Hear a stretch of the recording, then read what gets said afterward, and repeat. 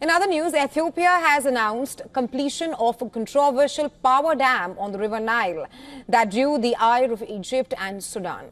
The Grand Ethiopian Renaissance Dam, or GERD, launched in 2011 with a $4 billion budget, is considered Africa's largest hydroelectric project. It stretches 1.8 kilometers wide and 475 feet high. According to reports, Egypt sees the dam as an existential threat as it is already suffering from severe water scarcity. The country relies on the River Nile for 97% of its water needs. The country, along with Sudan, have expressed concerns about the dam's operation, fearing it could threaten their access to important Nile waters.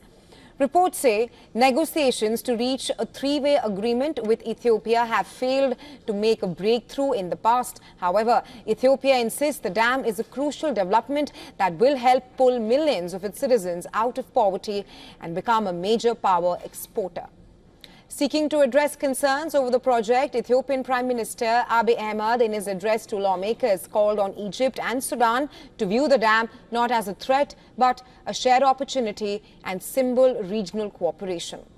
He announced that his government was preparing for the dam's final inauguration in September. Egypt has long asserted its rights to Nile water according to the terms of a colonial-era agreement. The agreement between Egypt and the United Kingdom gave downstream Egypt and Sudan rights to the Nile water, with Egypt taking the majority. That agreement, first signed in 1929, took no account of the other nations along the river basin that have demanded a more equitable accord. Questions now remain about how much water Ethiopia will release downstream if a drought occurs. And for more on this, our correspondent Louisia Oleani has sent us this report from Lagos in Nigeria. The controversial largest dam in Africa has been completed by Ethiopia amid over a decade tension with Egypt over share of Nile River waters. Egypt has referred to the dam as an existential threat because of its over 100 million population rely almost entirely on the Nile for sustenance.